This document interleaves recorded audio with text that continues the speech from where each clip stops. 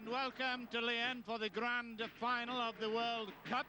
Great Britain, who have won all their 3 matches, playing against Australia. Great Britain in white, Australia in their usual green and gold. And it's almost even to this match. There's a lot of talk in Lyon this morning who they think's going to win, but the Australian have got Langdon full-back, Grant in a number 2 jersey for playing on the left wing, Harris, Starlin and Brannigan, who will be on the right wing. It's quite a strong side. There was some doubt about Bobby Fulton, ex-Warrington, but he was declared fit. And the Great Britain side is, I would think, just about at full strength. John Holmes is at stand-off. His father arrived this morning. Full-back Charlton, Sullivan, Hesketh, Walsh and Atkinson. Nash at scrum half had a great World Cup Series game. Holmes and the front 3, Clawson, prop, field side, Stevenson, Jeans, Lowe, he calls him Love there. Well, maybe after if they win, Lockwood and Nichols. And it's Australia having won the toss, Nash to kick off. And so Great Britain are left to right in the final of this World Cup. And it's a penalty straight away because it didn't go the required 10 yards distance. And it will be interesting to see whether Langlands takes a shot at goal, because a goal at this stage will be quite dramatic and certainly important for Australia. He's not going, he's looking towards the touchline. This vast stadium holds over 60,000, was built, I understand, in the hope that France would get the games, the Olympic Games, which went to Mexico. But of course it's not by any means full today. This match going to Australia by satellite, and we've got Italy, Switzerland, France, New Zealand taking it, and Chris Hesketh taking that. 25 yards line. John Holmes. Well, he got the passing all right to John Atkinson.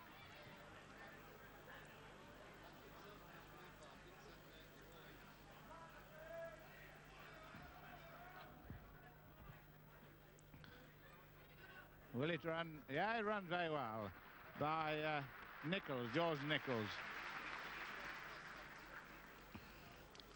2 Great Britain subs, Dennis O'Neill and Bob Irving. Both the French and the New Zealand team who took part in this competition are here too. And the flag on the 25-yard line, another corner. And the referee is giving a penalty for putting the ball in his own post feet. And the reason he's gone there, of course, is that the scrum should have been there. Remember that rather interesting rule of French referee giving a penalty after a try had been scored and converted for an offence on an English player, Atkinson, after he'd scored the try. This could be well adopted in English football. It's quite a good rule.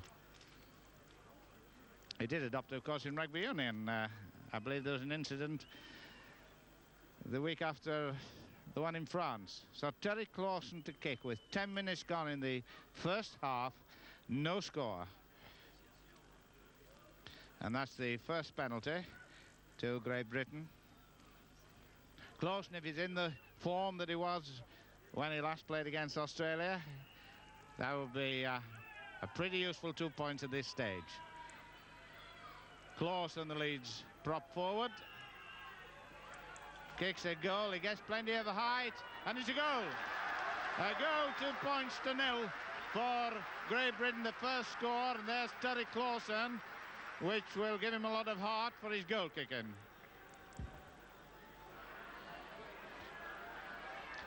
Penalties, Australia have 5 to Great Britain 2. Ah, well. It's quite obvious the referee is wanting to leave well alone, if that's the right phrase.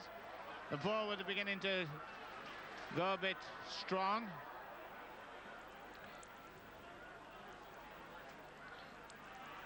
O'Neill. O'Neill's in. O'Neill's in for a try. O'Neill's in for a try. Give him the try.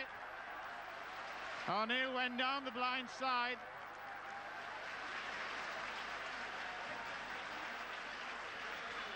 So for a prop forward who had just been having a little bit of algebra, he did very well. Let's have a look at it again. That was the other prop forward, and he came back, and still work had got to be done. There were still a couple of players. One English player was obstructed there. Lowe missed him. Nichols came across, couldn't heal him. So Charlton was left with two. Charlton took him. Well, he hit the corner flag, but it grounded first. Brannigan, the kicker. It's a good goal. Very good goal indeed. 5 points to 2 for Australia.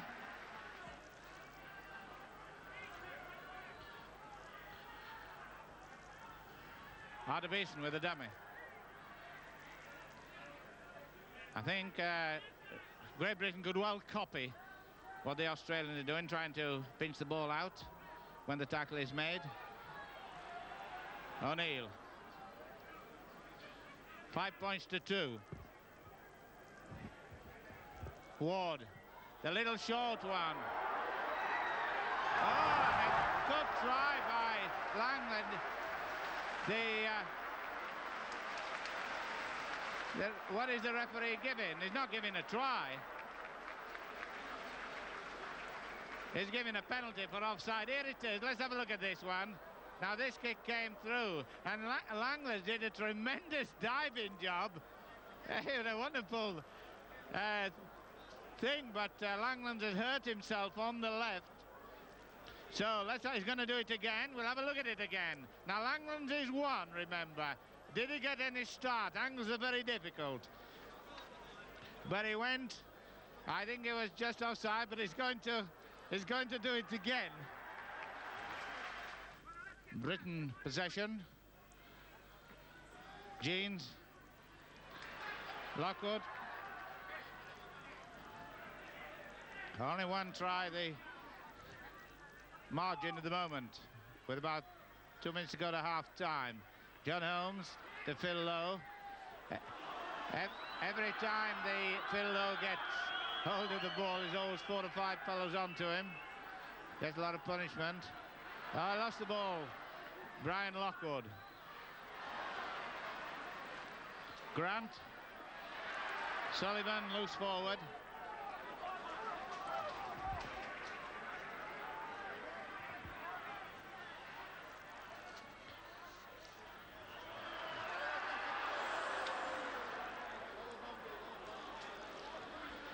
John Atkinson with a chance but knocked on. Advantage, fourth tackle coming up.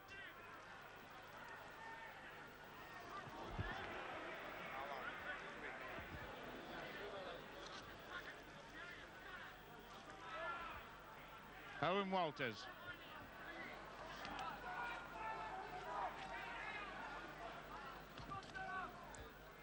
Put it back for Langlands to kick. Now it's running away from Charlton. He's had about another 10 yards added onto him. Got past one.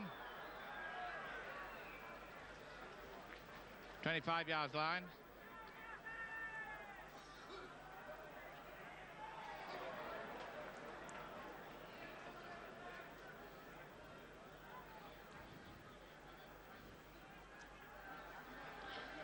Chris Hesketh. Clive Sullivan had gone inside. He's now taking the dummy half position.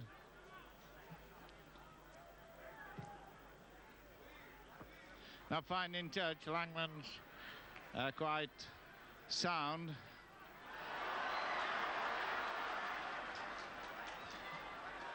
And the ball's come off for a nice inside to Beatson. And Mark Harris, just a great tackle. A great tackle by George Nichols. Great Britain have got to get these loose footballs as the line around. Don't want to try before half-time. They'll find it difficult. The fourth tackle coming up. Sullivan. Ah, and can he go? Sullivan, can he go? I think Sullivan will go off into the field. I don't think anybody's going to catch him. Everybody's saying go, go, go. And he goes for a try to Sullivan.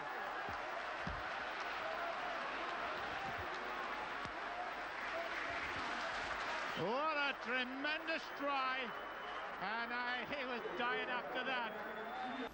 So Australia to kick off in the second half with a score of 5 points each, and a tremendous effort by Sullivan, who made the try that brought Great Britain level. Earlier goal by Clawson made it 5. O'Neill got a try for Australia, and Brannigan got the goal. So 5-all. So the World Cup now at stake with 40 minutes to go. And it's Great Britain on the right. No team changes. Philo had a little bit of a knocking around, but it seems to be all right. And there must be a bit of a wind, but very well taken by Langlands. And a great tackle by John Walsh. Really buried Langlands, the sort of thing that the Australians have been doing in the first half. And I think there's a look of something about the Great Britain start in this second half that could look good, but it's the big strong forwards like O'Neill and O'Reilly that's causing the trouble. Oh, a good run indeed by Ward. Beetson in for a try. Beetson must be in for a try. Oh, why, nearly knocked the ball forward.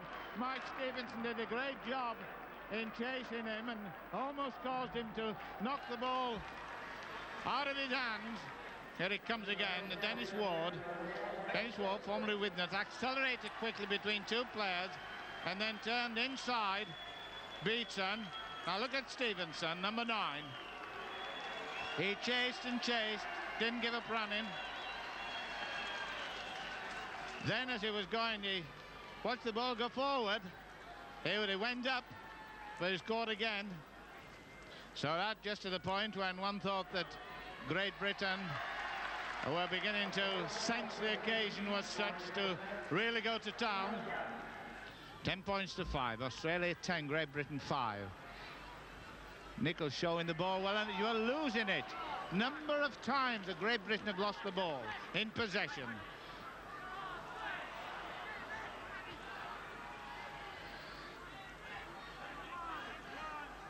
Arthur Beetson. Langlands. Down and up. Seems to be a lot of players around in the green and gold. O'Reilly. Australia putting on a lot of pressure at this moment, and all that came from a Great Britain possession. Britain tackling well now. Gary Sullivan almost, and I think it's the 4th tackle, but the referee's hand shot up a number of times. I wouldn't like to be sure about it. Little short one. Yet it's come off.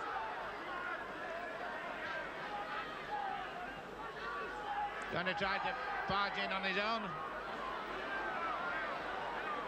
Bobby Fulton going in from the short distance. The big heavy forward. O'Reilly, I don't know how many tackles these have been, but I think the referee's probably lost count.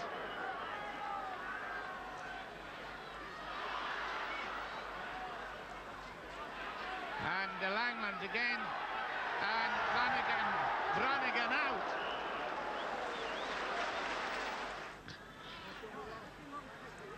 Nashi has now got to be as cheeky as he can. John Walsh, oh. Britain now are throwing everything into moving the ball about. The clean jersey is Bob Irving. George Nichols playing the ball. First time Irving's touched it, number 15. Stevenson had a good match. Sullivan has Walsh the speed to get through. He is in touch. There's a touch judge. Some doubt about it. So say the crowd, no doubt about it, according to the touch judge. 10 points to 5. A try and a goal needed by Great Britain to level the score. An extra time would be played down the blind side. 2-0. I got over that one. Oh, obstruction.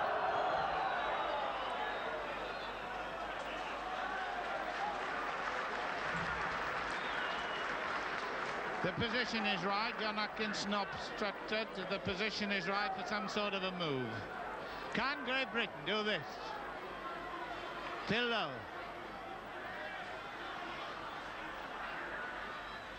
Sullivan managed to take it well. Still running Sullivan. This should be a chance. Inside, it's in the try. Stevenson. Well, great play by Sullivan here. He ran right across, kept going, came inside,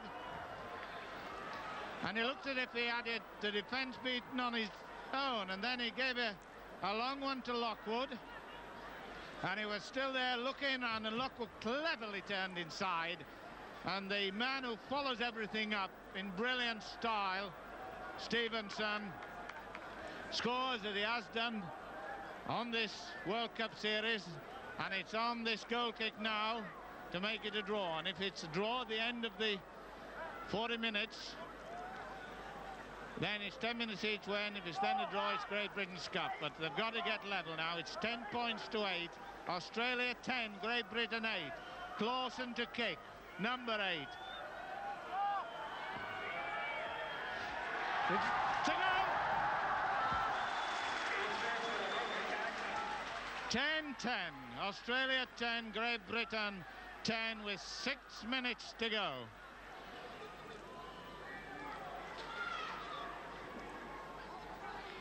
Steve Nash, minutes running out.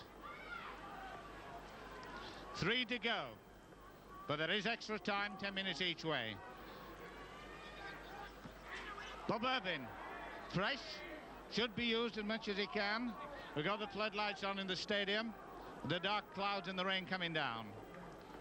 So it's 10 minutes to go with no changes. Fred Jones, the number 15 you saw, was just having a look on and listening to tactics. Well, it's the first time that extra time has been played in the World Cup. In 1970, Great Britain won all the 3 games, but lost 12-7 at Headingley. Well, this is cut and thrust to and fro. It's the one who's going to score first now that's going to win this match, unless Great Britain can hold on and not have any points scored against them. Still throwing the ball about. But it's some tremendous tackling. This fella Harris taking Atkinson.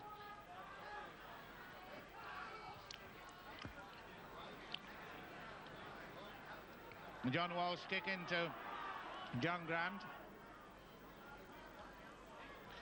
I think Great Britain players are learning a little bit when Esketh and George Nichols there trying to take the ball as well as the man. Halfway line, just inside Great Britain. Owen Walters in possession. Seems to be quite a big overlap here. Langland's coming up. Inside to Mark Harris. Australia playing good football. 4th tackle coming up.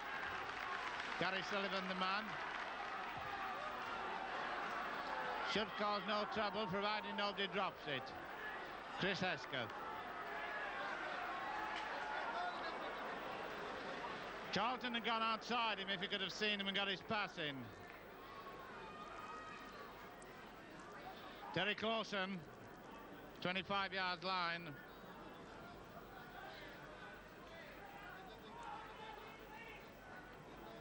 Fourth tackle coming up. 5 minutes gone, 5 minutes to go before Great Britain can take this World Cup. Nice dummy there by John Walsh, and this is a chance for Great Britain. A nice kick forward and an obstruction, and it must be a kick. Must be a kick for Clausen to go. Obstruction.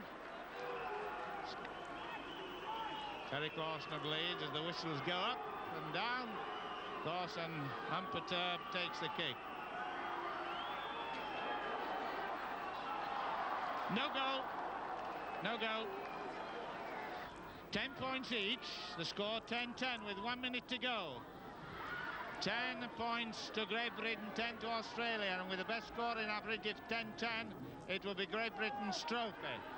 But it's still, the ball's still loose, and it's, I think, a clean sweep of tackle. I don't know, the referee indicates it was. Plenty of open spaces. The Australians running into the British half. They've half a minute to win this match in. Still making yardage. Great Britain now stoutly defending. It could be a drop of goal. To drop and not successful is John Atkinson. A good run.